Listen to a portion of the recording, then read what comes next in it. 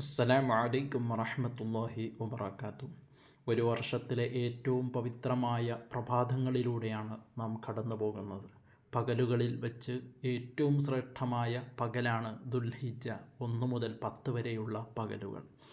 ഈ പകലുകളിൽ തന്നെ തുല്യതയില്ലാത്ത വിധം മുഴുവൻ അനുഗ്രഹങ്ങൾ കൊണ്ട് നിറഞ്ഞു നിൽക്കുന്ന ദിവസമാണ് വരാനിരിക്കുന്ന അറഫ ദിവസം.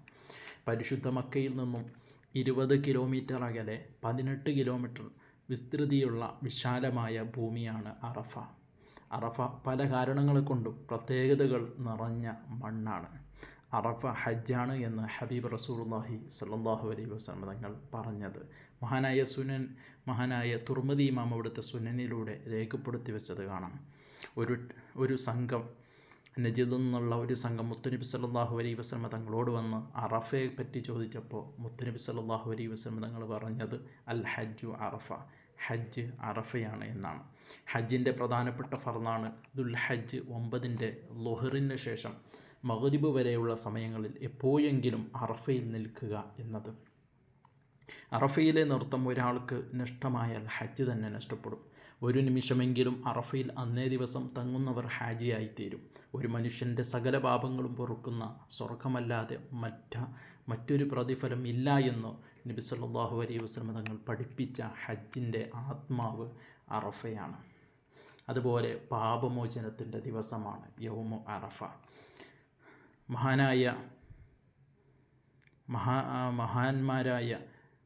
മഹാന്മാർ മുഴുവനും ഈ പരിശുദ്ധമായ ദിവസത്തെ പാപമോചനത്തിൻ്റെ നല്ല പത്തായി തന്നെ അവർ സ്വീകരിച്ചിരുന്നു. മഹാനായ അനസ് റളിയല്ലാഹു അൻഹുവിനെ തൊട്ട് നിവേദനം ചെയ്യുന്ന ഹദീസിൽ ഹബീബ് റസൂലുള്ളാഹി സ്വല്ലല്ലാഹു അലൈഹി വസല്ലം തങ്ങൾ ഈ 10ൻ്റെ മഹാത്മ്യം, പാപമോചനം നൽകുന്ന ഈ 10ൻ്റെ മഹാത്മ്യത്തെക്കുറിച്ച് അവിടുന്ന് പഠിപ്പിച്ചു തരുന്നത് നമുക്ക് കാണാൻ പറ്റും.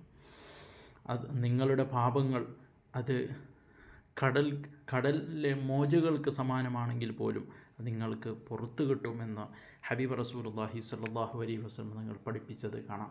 സകല പാപികൾക്കും അന്ന് അല്ലാഹു തആല പുറത്തു കൊടുക്കുന്നു. ഇതുപോലെ പാപം പൊറുക്കുന്ന മറ്റൊരു ദിവസമില്ല. ഏത് വലിയ കൊടും കുറ്റവാളിക്കും അന്ന് പുറത്തു കൊടുക്കുന്നു. ഈ വർഷത്തെ ഹജ്ജിന് ഇന്ത്യയിൽ നിന്നും ഒരുപാട് ആളുകൾ ഹജ്ജ് കർമ്മത്തിന് വേണ്ടി പോയിട്ടുണ്ട്. ഈ അടുത്ത് നമ്മൾ കേട്ടതാണ് ഒരു ടെന്നീസ് താരം കഴിഞ്ഞ വർഷങ്ങളിൽ ഹജ്ജിന് പങ്കെടുക്കുന്ന വിവരം. അങ്ങനെയുള്ള ആളുകളാണെങ്കിൽ പോലും അല്ലാഹു തആല പുറത്തു കൊടുക്കുമെന്നാണ് പരിശുദ്ധമായ ഖുർആനിൻ്റെ ആയത്തുകളിൽ നിന്ന് നമുക്ക് മനസ്സിലാക്കാൻ കഴിയുന്നത്. ഖുൽ യാ ഇബാദിയല്ലദീന അസ്റഫു അലാ അൻഫുസിഹിം ലാ തഖ്നതു മിർ റഹ്മത്തില്ലാ ഇന്നല്ലാഹ യഗ്ഫിറു ദുനൂബ ജമീഅ ഇന്നഹു ഹുവൽ ഗഫൂറുർ റഹീം എന്ന ആയത്തിലൂടെ അല്ലാഹു സുബ്ഹാനഹു തആല പഠിപ്പിക്കുന്നത് എത്ര വലിയ കൊടും പാപിയാണെങ്കിലും അള്ളാഹുവിൻ്റെ റഹ്മത്തിനെ തൊട്ട്, അവൻ്റെ കരുണയെ തൊട്ട്, അവൻ്റെ കാരുണ്യത്തെ തൊട്ട് നിങ്ങൾ ആശം പറയരുത് എന്ന പ്രതീക്ഷ നൽകുന്ന പ്രതീക്ഷാവഹമായ സന്ദേശമാണ്. സാധാരണ അടിമകളെക്കുറിച്ചാണ് ഈ ആയത്ത് പറഞ്ഞതെങ്കിൽ അറഫയിലെ പാപമോചനം എത്ര വലുതായിരിക്കുമെന്ന് നമ്മളൊരു വേള ചിന്തിക്കേണ്ടതുണ്ട്. അതുപോലെ യൗമു അറഫ ഇബ്ലീസ് നിന്ദ്യനാകുന്ന ദിവസമാണ്. അറഫയിലെ ആദ്യ ചലനത്തിൽ തന്നെ അള്ളാഹു മഗ്ഫിറത്ത് കൊണ്ട് ഭൂമിയെ പൊതിയും.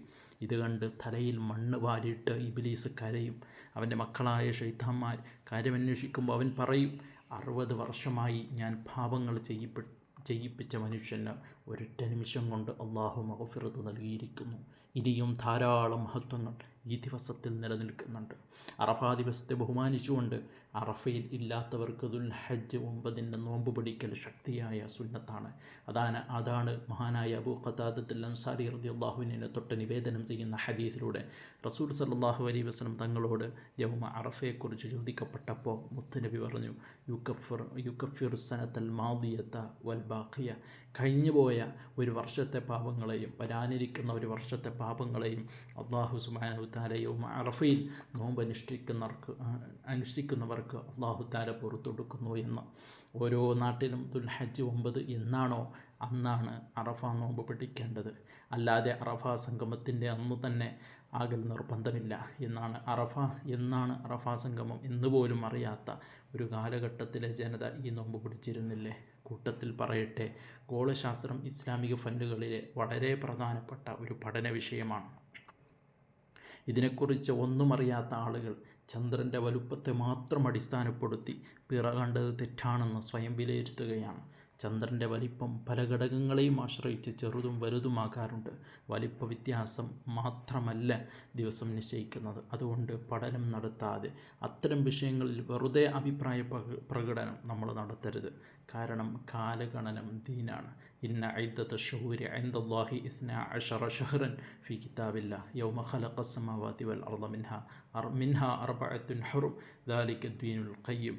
അതുകൊണ്ട് ദീനിൽ കുഴപ്പമുണ്ടാക്കാതെ നമ്മൾ പെരുമാറണമെന്ന് മാത്രം ഓർമ്മപ്പെടുത്തുന്നു.